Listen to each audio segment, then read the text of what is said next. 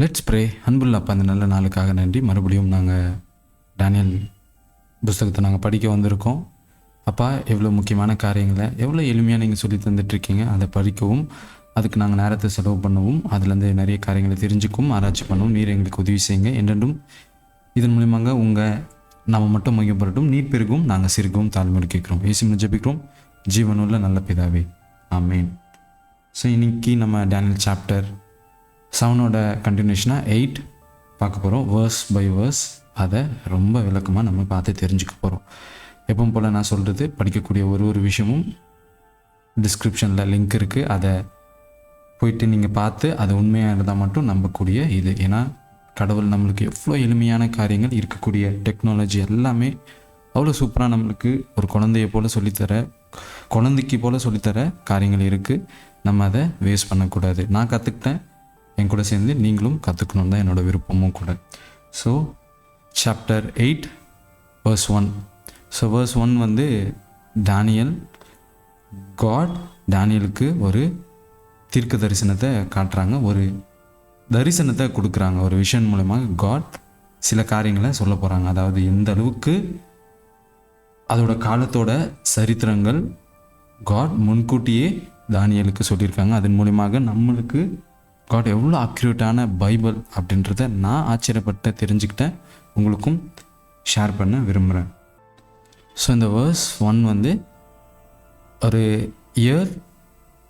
ஒரு இயர் டைம்லைனோட அது ஸ்டார்ட் ஆகுது. எந்த காலகட்டத்தில் இந்த தரிசனம் கடவுள் தானியலுக்கு கொடுக்குறாருன்னா, எக்ஸாக்டாக பெல்ஷாஷார் வாழ்ந்து கொண்டிருந்த அந்த காலகட்டத்தில், 3rd இயர் அவர் வாழ்ந்து கொண்டிருந்த அந்த பாபிலோன் ராஜ்யத்தை ஆளுகை செய்த ராஜா பெல்ஷாஷார் ஆளுகை செய்த 3வது வருடத்தில் இந்த விஷன் காட் தானியலுக்கு கொடுக்குறாங்க. எக்ஸாக்டாக தானியல் 550 BC பெல்ஷாஷார் ஆளுகை செய்த அந்த தானியல் மேதிய பசியனால் விழப்பட்ட அந்த காலம் வந்து 539. அப்போ மேதியர்களால் கேப்சர் ஆகிறதுக்கு முன்னாடியே ஒரு 10 to 11 இயர்ஸ்க்கு முன்னாடியே காட் அதோட சரித்திரத்தை ரிவீல் பண்ணுறாங்கன்னு பார்த்து தெரிஞ்சுக்க முடியுது. ஸோ ஃப்யூச்சரை காட் மட்டுமே தான் சொல்ல முடியும், தெரிஞ்சுக்க முடியும், அவரால் மட்டும்தான். ஸோ verse 2ல் அந்த விஷன், அந்த தரிசனம் என்ன இருக்குன்றதை அவர் சொல்கிறார். அந்த தரிசனத்தில் அவர் ஒரு இடத்தை பார்க்குறாரு. அந்த இடம் பேர் வந்து ஷூஷான் அப்படின்ற இடம். அது எங்கே இருக்குன்னா, எக்ஸாக்டாக பெர்ஷியனோட கேபிட்டல் ஆன அந்த நகரம், அதாவது பாபிலோன். பெர்ஷியன் கிட்ட போகிறதுக்கு முன்னாடியே காட் ஃப்யூச்சரை ரிவீல் பண்ணுறாங்க அப்படின்னு பார்க்க முடியுது. அது பக்கத்தில் ஒரு ரிவர் இருக்குது. ஸோ பெர்ஷியனோட அந்த தேசத்தோட கேபிட்டல் ஷூஷான்னு பார்த்தோம். அது பக்கத்தில் யூஎல் அப்படின்றது அந்த ரிவர் போகுது. அதுதான் பெர்ஷியனோட அவங்களோட டெரிட்டரியை பிரிக்கக்கூடிய ஒரு தேசம் அப்படின்னு பார்க்குறோம். ஸோ verse 2ல் காட் ஜியோகிராஃபிக்கலாக எக்ஸாக்ட் பிளேஸும் அங்கே நடக்கக்கூடிய விஷயங்களும் காட் பாயிண்ட் பண்ணிட்டாங்க அப்படின்னு பார்க்க முடியுது. verse 3ல் ஒரு ரிவர் பார்க்குறாரு.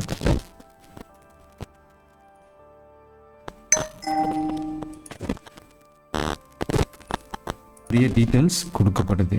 என்ன டீட்டெயில்ஸ்னால்,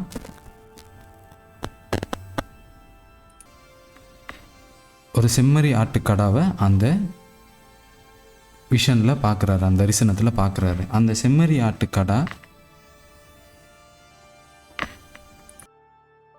இந்த செம்மறி ஆட்டுக்கு 2 கொம்பு இருக்குது. அந்த கடாவுக்கு 2 கொம்பு இருக்கிறது மேதிய தேசத்தையும் பெர்ஷிய தேசத்தையும் குறிக்குது. அதில் ஒரு கொம்பு உயர்ந்து காணப்படுது. அதுதான் மேதியர்களை விட பெர்ஷியன் வந்து ரொம்ப ஸ்ட்ராங்காக இருந்தாங்க அப்படின்னு பார்க்க முடியுது.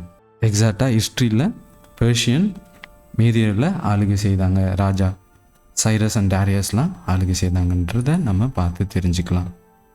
அது மட்டும் இல்லாமல் இந்த ஆடு ரொம்ப ஸ்ட்ராங்காக அது வெஸ்ட் சைடில், நார்த் சைடில், சவுத் சைடில் எல்லா சைடையும் கான்கொயர் பண்ணுறத நம்ம பார்க்கலாம். அது எக்ஸாக்டாக வெஸ்ட், நார்த், சவுத்தில் மேதிய பெர்ஷியன் வந்து எல்லா கண்ட்ரிஸும் பலமான கண்ட்ரிஸ் அந்த டைமில் இருக்கக்கூடிய பாபிலோன், லிடியா அண்ட் எஜிப்ஷியன்ஸ்லாம் அவங்க ஆளுகை செஞ்சாங்க அப்படின்றத நம்ம பார்க்க முடியுது. கான்கொயர் பண்ணி அவங்க உலக ராஜ்யத்தில் ஒரு இடம் பிடிச்சாங்க அப்படின்னு பார்த்து நம்மளால் எக்ஸாக்டாக வேர்ஸ் சொன்ன போல் எக்ஸாக்டாக ஹிஸ்ட்ரியில் அப்படியே நடக்கிறத நம்ம பார்த்து தெரிஞ்சுக்கலாம்.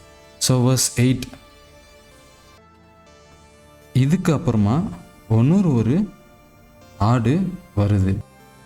அந்த ஆடு தரையில் கூட இல்லாமல் அது பறந்து அவ்வளோ ஸ்பீடாக வந்து இந்த செம்மறி ஆட்டு கடாவை முட்டுறதை நம்ம பார்க்க முடியும். ஸோ இந்த கடா ரொம்ப பலமாகவும் அது கொம்பு ரொம்ப ஷார்ப்பாகவும் இருக்கிறத பார்க்குது. இந்த ஆடு எக்ஸாக்டாக சரித்திரத்தில் கிரீக் தேசத்தை நம்ம பார்க்க முடியும். ஸோ மேதின் ரஷ்யா ராஜ்யத்துக்கு அப்புறம் கிரேக்க ராஜ்யம் ஆளுகை செய்தது. அது என்ன வடிவத்தில் என்ன கேரக்டரில் இருந்தது, எக்ஸாக்டாக காட் சொல்கிற அதே ப்ரீஃப் ஸ்ட்ரக்சர் தீர்க்க தரிசனம் நிறைவேறுது அப்படின்றத பார்க்க முடியும். ஸோ அந்த கடா வந்து கிரேக்க தேசமும் அது வெஸ்ட் சைட்லேருந்து வந்ததை நம்ம தரிசனத்தில் பார்க்குறாரு.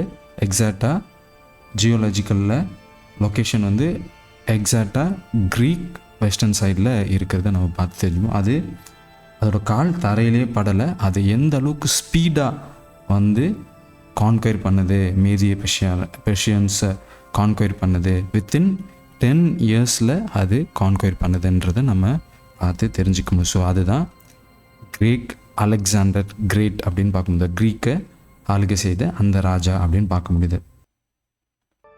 ஸோ பெர்ஷியன்ஸை எக்ஸாக்டாக 331 பிசி அலெக்சாண்டர் போரிட்டு ஜெயிச்சாங்க, கான்கொயர் பண்ணுறாங்க, அந்த தேசத்தை அழிச்சிடுறாங்க அப்படின்னு பார்க்க முடியுது. ஸோ இந்த இடத்துல நிறைய பேட்டில் ஆஃப் ஸ்டார்ட் ஆகுறத நம்ம பார்க்கலாம். ஸோ இது பேட்டில் ஆஃப் குல்கமேடு அப்படின்றத நம்ம பார்க்கலாம். 331 பிசி இருந்தது. நிறைய நேரங்கள் நம்மளுக்கு சரித்திரம் தெரியல, அதனால் என்ன நடந்தது, என்ன நடந்துகிட்ருக்கு, என்ன நடக்க போகுதுன்றதை நம்மளால் புரிஞ்சிக்க முடியல. ஒரு கண்மூடித்தனமான ஒரு நம்பிக்கையோடு வாழ்ந்துட்டுருக்கோம். ஸோ கிறிஸ்டின் எல்லாம் எவிடன்ஸ் பேஸ்டுன்றதை இது 100 உண்மைன்றதை நம்ம தெரிஞ்சு சரித்திரத்தில் கம்பேர் பண்ணி பார்த்து தெரிஞ்சுக்கிறோம். எக்ஸாக்டாக நடந்திருக்கிறத நம்ம பார்க்கலாம் பைபிள் சொன்னதை. ஸோ வேர்ஸ் 8 இந்த ஆட்டுக்கடா அதுக்கு பயங்கரமான கொம்பு இருந்துச்சுன்னு பார்த்தோம். அந்த கொம்பு உடைக்கப்பட்டு 4 பகுதியாக அது ஆயிடுதுன்றதை வேர்ஸ் 8 பார்க்குறோம். எக்ஸாக்டாக சரித்திரத்தில் அலெக்சாண்டர் கிரேட் சடனாக மரித்து போயிடுறாங்க. 323 பிசியில் அவங்க மரித்து போகிறாங்க. த ஹார்ன், அந்த கொம்புன்றது அலெக்சாண்டர் கிரேட்டை குறிக்குது, அந்த ராஜாவை. அவர் மரித்த பிறகு 4 தளபதிகள் அந்த தேசத்தை எடுத்துக்கிறாங்க அப்படின்னு பார்க்கும்போது. So west, north, east, south அப்படின்ற அந்த கண்ட்ரிஸ் பிரியப்படுது அப்படின்னு நம்ம பார்க்கலாம். ஸோ இந்த பேட்டில் இவங்க கூட நடக்கக்கூடிய அந்த west, north and east and south தான் ரிப்பீட்டடாக நம்ம பார்த்துட்டோம். இப்போ இருக்க இந்த பேட்டிலோட அப்படியே ரிப்பீட்டட் பேட்டர்ன் இப்போ நம்ம இருக்க காலத்தை இருக்க நடந்துகிட்ருக்குன்னா பைபிள் அவ்வளோ அக்யூரேட்டாக இருக்குன்றதை நம்ம பார்த்துக்க போகிறோம். ஸோ நம்ம இருக்க காலகட்டத்தில் நார்த் அண்ட் சவுத் வார் நடந்துகிட்ருக்கு.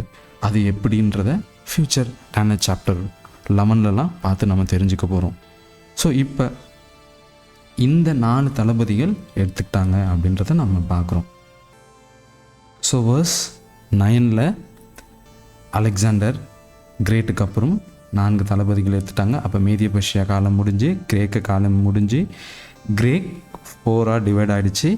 இதுக்கப்புறம் இதுலேருந்து வரக்கூடிய அடுத்தது ஒரு சின்ன கொம்பு வருது அந்த 4 அப்படின்னு பார்க்க முடியும். அந்த 4வது சின்ன கொம்பு என்னென்னா அதுதான் ரோம், பேப்பன் அண்ட் பேகன் ரோம் அப்படின்றத நம்ம பார்த்து தெரிஞ்சுக்க முடியும். ஸோ எக்ஸாக்டாக காட் சொன்ன போல இந்த சவுத் ஈஸ்ட் அப்புறம் ப்ளசன்ட் லேண்ட், அதாவது இஸ்ரேல் தேசத்தை ஜெருசலேம் ஆளுகை செய்த அதே ராஜ்யம் ரோம் கான்கொயர் பண்ணுது அப்படின்றத பார்த்து தெரிஞ்சுக்க முடியும். ஸோ வேர்ஸ் 8 பேகன் ரோம் வந்துச்சு அப்படின்னு பார்த்து தெரிஞ்சுக்கிறோம். Pagan and papal Rome. Pagan ரோமாக இருந்தது அந்த இரும்பு, அடுத்தது பேப்பல் ரோமாக ஆனதை நம்ம பார்க்குறோம். அந்த போப்பு மார்க்கத்தோட அந்த ஆளுகையத்தோட பேஸ், அதோட ஸ்ட்ரக்சர் இங்கேருந்து தான் சின்ன கொம்பு வருது அப்படின்னு பார்க்குறோம். அந்த சின்ன கொம்பு என்ன பண்ணுச்சுன்னா அது நட்சத்திரங்களை மிதித்தது அப்படின்னு பார்க்குறோம். ஸோ எக்ஸாக்டாக எவன்லி ஹோஸ்ட், அதாவது எவன்லி இருக்க காட்ஸோட கடவுளோட பிள்ளைகளை அது கீழே போட்டு மெதித்ததுன்றது பர்சிக்யூட் பண்ணுறது, சித்திரவாதிகளை அந்த ரோம் ஆளுகை பண்ணது. எக்ஸாக்டாக சரித்திரத்தில் ரோம் அண்ட் பேப்பல் பர்சிக்யூட் கிறிஸ்டியானிட்டியை நம்ம பார்க்க முடியுது.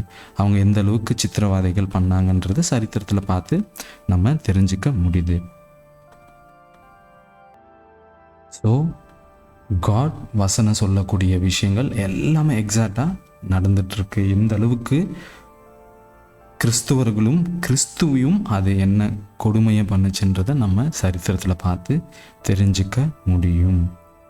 அப்போ புறஜாதிகளான நம்மளுக்கு எவ்வளோ அக்யூரேட்டான காரியங்கள் சரித்திரத்தில் நடந்துட்டுருக்குன்னு பார்த்து நம்மளால் தெரிஞ்சுக்க முடியுது. வேர்ஸ் 11 அது கிறிஸ்தவர்கள் மட்டும் இல்லாமல் அது பிரின்ஸ் ஆஃப் ஹோஸ்ட், அதாவது அந்த நட்சத்திரங்களோட பிரின்ஸ், அதையும் அவரையும் அது மிதித்தது அப்படின்னு பார்க்க முடியும். எக்ஸாக்டாக அந்த போப்பு மார்க்கமும் pagan Rome and papal Rome, Christ அந்த பிரின்ஸுன்றது கிரைஸ்டையும் டெய்லியை எடுத்தது அப்படின்றத பார்க்குறோம். ஸோ டெய்லி டேக்கன் அவே அப்படின்னு டெய்லின்றது அனுதினம்ன்றது கிரைஸ்டோட மினிஸ்ட்ரின்னு பார்க்க முடியுது. அதாவது ப்ரீஸ்ட்லி மினிஸ்ட்ரி, எவன்லி சான்ச்சுரியில் அவர் பண்ணக்கூடிய மரித்து பரலோகத்தில் அவர் என்னவா போனாருன்றத நிறைய கிறிஸ்தவர்களுக்கு தெரியல. அவர் என்ன வேலை பண்ணிகிட்ருக்காருன்னு நிறைய கிறிஸ்தவர்களுக்கு தெரியல. அவர் ராஜாவாக முடிசான்றதுக்கு முன்னாடி சில காரியங்களை பண்ணுறாரு. ஹை ப்ரீஸ்ட் வேலையை செஞ்சிட்ருக்காரு, நம்மளுக்காக பரிந்து பேசிகிட்ருக்காரு அப்படின்றது அந்த பரலோகத்தில் இருக்கிற அந்த சான்ச்சுரியில், அந்த பரிசுத்த ஸ்தலத்தில் அவர் பரிந்து பேசிகிட்ருக்காரு அப்படின்னு பார்க்க முடியும். ஸோ 1844 அவர் பரிசுத்த ஸ்தலத்துலேருந்து மகா பரிசுத்த ஸ்தலத்துக்கு போனார் அப்படின்னு பார்க்கணும். ஸோ இந்த உண்மைகள்லாம் நம்ம தெரியாததுனால, தெரிஞ்சுக்கிறோன்னு விரும்பாததுனால நம்மளுக்கு இந்தப்பட்ட உண்மைகள் நம்மளுக்கு தெரியப்படலை. ஸோ இதன் மூலியமாக எவ்வளோ சிம்பிளைஸ்டாக நம்மளால் தெரிஞ்சுக்க முடியுதில்ல.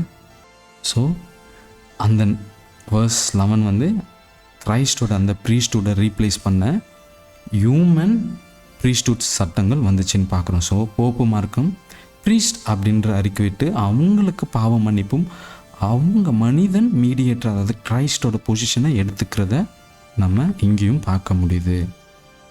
வேர்ஸ் 12 அது அனுதினத்தை அகென்ஸ்டாக எடுத்து கிரைஸ்டோட மினிஸ்ட்ரி, எவன்லி மினிஸ்ட்ரியை எடுத்துட்டு அவங்க ரீப்ளேஸ் பண்ண அந்த அக்கிரமத்தின் உச்சக்கட்டத்தை நம்மளால் பார்க்க முடியுது. ஸோ அந்த ஆக்ஷன் கடவுளுக்கு விரோதமான காரியங்கள், மனிதன் பண்ணக்கூடிய விஷயங்கள் பார்க்க முடியுது. எக்ஸாக்டாக மிடில் ஏஜஸ் சர்ச் அவங்களோட சடங்காச்சாரங்களை ஸ்கிரிப்சர்ஸ்க்கு ரீப்ளேஸ் பண்ணாங்க அப்படின்றத நம்ம பார்த்து சரித்திரத்தில் தெரிஞ்சுக்க முடியும். ஸோ எந்த அளவுக்கு காட் ஒரு ஹிஸ்ட்ரி, இது எனக்கு ரொம்ப சூப்பரான ஒரு ஹிஸ்ட்ரி புக்காக தான் இருந்துச்சு. எந்த அளவுக்கு காட் ஒரு சரித்திரத்தை முன்கூட்டியே சொல்லக்கூடிய விஷயங்களில் அது தானியலை விட நம்மளுக்கு தான் ரொம்ப பிளஸ்டுன்றதை நான் புரிஞ்சுக்கிட்டேன். இப்படி படிக்கும்போது இன்னும் எனக்கு ஒரு குழந்தைக்கு தெரிஞ்சுக்கிற போல், ஒரு குழந்தைக்கு கற்றுத்தர போல் எனக்கு தெரிஞ்சிக்க முடிஞ்சது. ஸோ வேர்ஸ் 13 தானியல் இதன் மூலியமாக ரொம்ப டிஸ்டர்ப் ஆயிடுறாங்கன்னு பார்க்க முடியுது. ஸோ எவ்வளோ காலம் அப்படின்னு பார்த்தீங்கன்னா எக்ஸாக்டாக இந்த காலம் 2300 நாட்கள் பிறகு இந்த பரிசுத்த ஸ்தலம் கிளென்ஸ் ஆகும்ன்ற அந்த தீர்க்க தரிசனத்தை தானியலுக்கு காட் கொடுக்குறாங்க. அது எக்ஸாக்டாக 457 1844 அது முடிஞ்சது அப்படின்னு பார்க்க போகிறோம். ஸோ எசேக்கியேல் அண்ட் நம்பர்ஸ் சாப்டரில் சொல்ல அந்த கால்குலேஷன் படி ஒரு நாள்ன்றது தீர்க்க தரிசனத்தில் ஒரு வருடம். அப்படி பார்க்கும்போது 2300 நாட்கள், 2300 லிட்டர் இயர்ஸ் அப்படின்னு பார்க்கணும். ஸோ வருடங்கள் 2300 ராப்பகல் தீர்க்க தரிசனம் காட் கொடுக்குறாங்க. ஸோ கேப்ரியல் ஏஞ்சல் வந்து தானியலுக்கு இந்த தீர்க்க தரிசனம் டைம்ஸ் ஆஃப் தி எண்ட், அந்த காலகட்டத்தில் லாஸ்டே காலகட்டத்தில் வாழப்படுறவங்களுக்கு இந்த தீர்க்க தரிசனம் விளக்கப்படும். ஸோ சீல் பண்ணி இந்த தீர்க்க தரிசனத்தை வைக்க சொல்கிறாங்க. ஸோ இது மூலியமாக ரொம்ப பயந்து ரொம்ப கன்ஃபியூஸ்ட் ஆகிடுறாங்க தானியல் அப்படின்னு பார்க்க முடியுது. ஸோ பல வருடத்தோட ஒரு டைம் லைனை ரொம்ப ஷார்ட்டாக தானியலுக்கு வெளிப்படுத்தினாங்க இது. ஸோ verse 15 to 20 கேப்ரியல் தேவதூதன் அது எக்ஸ்பிளைன் பண்ணுறாங்க. அந்த செம்மறி ஆட்டுக்கடா அது மேரிய ரஷ்யா ராஜ்யத்தையும், அதுக்கப்புறம் வரக்கூடிய அந்த தரையிலே கால்படாத அந்த கொம்பு அந்த கடா வந்து கொம்பு கிரேக்க தேசத்தையும் அது எந்த அளவுக்கு கான்கொயர் பண்ணிவிட்டு அதுக்கப்புறமா அந்த கொம்பு உடைக்கப்பட்டு அதோட பவர் அதோட கிங்டம் உடைக்கப்பட்டு 4 தளபதிகளுக்கு அது பிரிந்து போனது. அதுக்கப்புறம் ஒரு சின்ன கொம்பு வந்துச்சு. அந்த சின்ன கொம்பு இருக்கக்கூடிய காலகட்டத்தில் அது ஹெவன்லி ஹோஸ்ட் நட்சத்திரங்களும் காலில் போட்டு மிதித்ததுன்னு பார்த்தோம். அது மிதித்தது வந்து கடவுளோட பிள்ளைகளையும் கிறிஸ்துவையும் அப்படின்றத குறிக்குதுன்னு பார்த்தோம். அதன் மூலம் அப்புறமா தானியலுக்கு எக்ஸ்பிளைன் பண்ணுறாங்க அப்படின்னு பார்த்து தெரிஞ்சுக்க முடியுது. ஸோ verse 23 அது காலத்துக்கு அப்புறம் கடைசி காலகட்டத்தில் இந்த பேப்பல் ரோம் அந்த ராஜா கடவுளுக்கு விரோதமாக அவங்க எழும்புவாங்க. அந்த ராஜ்யத்தை அந்த பேப்பல் ரோம் அந்த சுப்ரமசி அந்த ஸ்பிரிச்சுவல் பேபிலோனை அந்த ரோமன் கேத்தலிக் சிஸ்டத்தை இப்போ நம்ம இருக்கக்கூடிய இந்த ஃபைனல் ஜெனரேஷனில் the end of the history அந்த காலகட்டத்தில் கையில் எந்த மனிதனோட கைகள்னால இல்லாமல் கடவுள் அந்த ராஜ்யத்தை முடிவுக்கு கொண்டு வருவாங்க அப்படின்னு பார்த்து தெரிஞ்சுக்க முடியுது.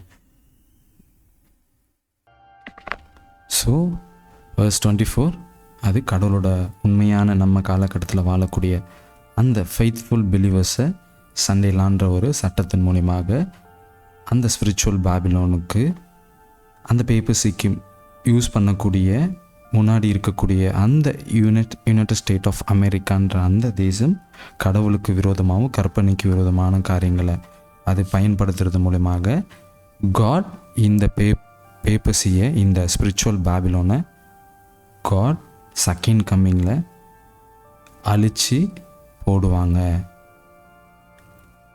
புரோக்கன் வித்தவுட் ஹேண்ட்ஸ் அப்படின்னு பார்க்குறோம். எந்த மனிதன் கைகள்னாலும் இல்லாமல் கடவுளோட அதிகாரத்தின் மூலமாக இந்த நியாயத்தீர்ப்பு கொடுக்கப்படும் அப்படின்றத பார்க்க முடியுது. ஸோ verse 26 இந்த தரிசனத்தை தானியலுக்கு சீல் பண்ணி வைக்க சொல்கிறார். அதாவது இதோட விளக்கத்தை தானியலுக்கு புரிஞ்சு கொள்ள முடியல அப்படின்றத நம்ம பார்த்து தெரிஞ்சுக்க முடியுது. அந்த சீல் பண்ண அந்த தரிசனம் கடைசி காலகட்டத்தில் தெரியப்படும். இது கடைசி காலத்தில் வாழக்கூடிய நம்மளுக்கு கொடுக்கப்பட்ட தரிசனம் அப்படின்றத காப்ரியல் தேவதூதர் அறிவிக்கிறாங்க. ஸோ verse 8:27 தானியல் இது மூலமாக மயக்கம் அடைஞ்சு விழுந்துறாங்க. ஆனால் எதுவுமே புரியல அப்படின்றத நம்ம புரிஞ்சுக்க முடியும். ஸோ தானியல் 2300 ராப்பகல் அவருக்கு புரியப்படலை இந்த நேரத்தில். தென் இதனால் அவர் ரொம்ப சிக்காகி ரொம்ப மனதளவு ஸ்ட்ரெஸ் ஆகிட்டாங்கன்னு பார்க்க முடியும். ஸோ தானியல் சாப்டர் 9 காட் ரொம்ப கிருபையாக தானியலுக்கு விளக்கி அந்த அஷூரன்ஸில் செகண்ட் கம்மிங்கோட அஷூரன்ஸ்க்கு தானியலும் இருப்பாங்கன்ற ஒரு ஆதாரத்தையும் கொடுக்குறாங்க அப்படின்னு பார்த்துக்க முடியுது. ஸோ ஒன்ஸ் அகெயின் ஓவரால் இந்த தரிசனம் என்னென்னா, ஃபர்ஸ்ட் அவங்க ஒரு verse 3 to 4 ஒரு ஆடு பார்க்குறாங்க. செம்மறி ஆட்டு கடா. அந்த கடா மேரிய பெர்ஷியா ராஜ்யத்தையும் இன்னொரு கொம்பு உயர்ந்ததாக இருக்குது. அதுதான் மேதியர்களை விட பெர்ஷியன் ராஜ்யம் உயர்ந்து இருந்தது அப்படின்றத பார்த்தோம். அதுக்கப்புறம் வரக்கூடிய அந்த வெள்ளாட்டுக்கடா அது ஒரு மிகவும் ஷார்ப்பான கொம்பை வைத்து அடித்ததுன்னு பார்க்குறோம். அதுதான் கிரேக்க தேசம், அலெக்சாண்டர் கிரேட் அப்படின்னு பார்த்தோம். அந்த கொம்பு 4 பகுதியாக உடஞ்சிடுது. அதான் அலெக்சாண்டர் மரித்த பிறகு 4 தளபதிகள் அந்த கண்ட்ரிஸை பிரித்து எடுத்துக்கிறாங்கன்னு பார்க்க முடியுது. அதுக்கப்புறம் ஒரு சின்ன கொம்பு வந்தது. அந்த சின்ன கொம்பு தான் Rome, pagan and papal Rome. அந்த ரோமோட ஆட்சி இப்போ இருக்க மறைமுகமாக நம்ம இருக்கக்கூட காலகட்டம் இருக்க அது ஆட்சி செய்கிறாங்க அப்படின்றத பார்க்க முடியுது. அதுதான் ஒரு கோட் இருக்கும், all road leads to Rome அப்படின்னு பார்த்து நம்ம தெரிஞ்சுக்கலாம். ஸோ 4th, கடவுள் அந்த நேரத்தில் 2300 ராப்பகல் நாய் அது அந்த முடிவுக்கு 1844 அது முடிஞ்சிச்சு. அந்த நேரத்தில் கடவுள் நியாய தீர்ப்பை கொண்டு வந்தாங்க அப்படின்னு பார்க்க போகிறோம். மறுபடியும் அந்த மிருகம், சாவுக்கு ஏதுவான மிருகம் உயிர் தெழுந்து மறுபடியும் நம்ம இருக்க காலகட்டத்தில் காடோட கைகள்னால், அதை எந்த மனிதன் கைகளும் இல்லாமல் கடவுள் கைகள்னால செகண்ட் கம்மிங் அவங்க தண்டனைக்குள்ளே ஆட்கொள்ளப்படுவாங்க அப்படின்றத நம்ம பார்த்தோம். ஸோ இது நம்ம காலகட்டத்தில் வாழக்கூடிய நம்மளுக்கு இருக்கக்கூடிய மிகப்பெரிய லெசன். இதன் மூலமாக காட் எந்த அளவுக்கு எல்லா தேசத்தின் சரித்திரங்களும் காட் கண்ட்ரோல் பண்ணுறாங்க, எந்த அளவுக்கு ஒரு ராஜ்யத்தையும் ஆளுகை செய்தது கடவுள் அப்படின்னு பார்க்க முடியுது. ஈவன் காட் பிள்ளைகள் எந்த அளவுக்கு பர்சிக்யூட் பண்ணாங்க, சித்திரவாத உண்மைக்காக பட்டாங்கன்னு பார்க்க முடியும். அதனால் கடவுள் நாயை தீர்த்துட்டு தான் அவரோட வருகை வரப்போகுது அப்படின்றத நம்ம மறந்துடக்கூடாது. ஸோ காடோட சரித்திரம் அக்யூரேட்டாக அது அதன் காலத்தில் நடக்க போகுது. இப்போ நம்ம முடிவு காலத்தில் இருக்கும்.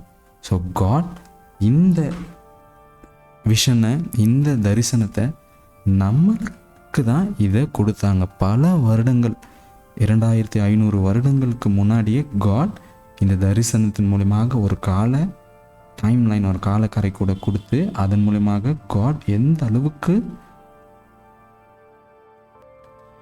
அவரோட இரக்கமும் தயவும் ஜஸ்ட் நம்ம ஒரு கண்மூடித்தனமாக நம்பாதபடி இந்த தீர்க்க தரிசனத்தின் மூலமாக எந்த அளவுக்கு காட் ப்ராஃபட்டிக்கலாக எந்த நேரத்தில் நம்ம இருக்கோம் எப்படின்றத நம்மளால் தெரிஞ்சுக்க முடியுது. ஸோ இது ஒரு சரித்திர ரீதியான காரியம் மட்டும் இல்லாமல் எந்த அளவுக்கு காட் எக்ஸாக்டாக பண்ணியிருக்காங்கன்றதை நான் ரொம்ப ஆச்சரியப்பட்டு தெரிஞ்சுக்கிட்டேன். ஸோ நம்ம எந்த காலகட்டத்தில் இருக்கும், கடைசி காலத்தோட கடைசியில் இருக்கும். இதுக்கப்புறமும் நம்ம தூங்கிட்டு என்ன நிலைமையில் இருப்போன்றதை நம்ம பார்த்து தெரிஞ்சுக்கணும். ஸோ காட் கண்டிப்பாக கூடிய சீக்கிரம் வரப்போகிறாங்க. அதோட எண்ட் ஆஃப் த எண்டில் இருக்கும். அவரோட கிருபையின் காலம் முடியப்பட போகுது. அந்த ஞாயிறு ஆசரிப்பு சட்டம்ன்றதை ஒன்று கொண்டு வர போகிறாங்க. அந்த மிருகத்தின் முத்திரை ஞாயிறு ஆசரிப்பு சட்டம், அந்த சண்டே லான்றதை நம்ம மறந்துடக்கூடாது. ஸோ கடவுளோட முத்திரை 7ஆம் நாள், அதை பின்பற்றுவர்களாக நம்ம இருக்கணுன்றதை இந்தந்த தீர்க்க தரிசனத்தின் மூலமாக நம்ம தெரிஞ்சுக்கிறோம். அந்த சின்ன கொம்பு மறுபடியும் சாவுக்கு ஏதுவான அந்த காயம்பட்ட மிருகம் சொஸ்தமாகி மறுபடியும் இருக்கக்கூடிய காலகட்டத்தில் வெளியே வரப்போகுது, வந்துடுச்சுன்றதை நம்ம பார்த்து தெரிஞ்சுக்கணும். ஸோ விசுவாசத்தோடு நம்ம காணப்படுவோம். Let's pray. அன்புள்ளப்பா, இந்த நல்ல நாளுக்காக நன்றி. மறுபடியும் எங்களுக்கு ஒரு சூப்பரான ஒரு தீர்க்க தரிசனத்தின் ஆவியை கொடுத்தீங்க. நிறைய காரியங்களை அங்கே கற்றுக்கக்கூடிய ஒரு விஷயத்தையும் நாங்கள் போய் பர்சனலாக அதை ஆராய்ச்சி பண்ணுவோம். அது உண்மையாக அப்படி நடந்ததான்றதை ஒரு இதை கேட்கக்கூடிய பார்க்கக்கூடிய ஒரு மனிதனும் அதை செயல்படுத்திட்டு அப்புறம் நம்பக்கூடிய காரியங்களை நீர் எங்களுக்கு ஹெல்ப் பண்ணுங்கள். எவ்வளோ டெக்னாலஜிஸ், எவ்வளோ இன்டர்நெட் அண்ட் கூகுள் அண்ட் எவ்வளோ ஏஐஸ் கொடுத்துருக்கீங்க. இந்த உயிரில்லாத காரியங்களை உங்களை உயர்த்தி சொல்லும் போது மனித அறிவுள்ள நாங்கள் அதை தெரிஞ்சுக்கவும் புரிஞ்சுக்கவும் நேரத்தை உங்களுக்கு கொடுக்க மாட்டோம். அடியன் கொடுத்த நேரத்துக்காக எல்லா உண்மைகளும் நீர் எனக்கு காமிச்சிங்க. அதுக்காக நன்றி. தகுதி இல்லாத என்னை நீ தகுதிப்படுத்தின தயவுக்காக நன்றி. இன்னும் நிறைய காரியங்களை அடியன் மூலமாக எடுத்து பயன்படுத்துங்க. என்றும் இதன் மூலமாக உங்கள் நாமம் மட்டும் மகிமைப்படட்டும். நீர் பெருகவும் நாங்கள் சிறுகவும் தாழ்மையோடு கேட்குறோம். இயேசு மூலம் ஜெபிக்கிறோம். ஜீவனுள்ள நல்ல பிதாவே, ஆமென்.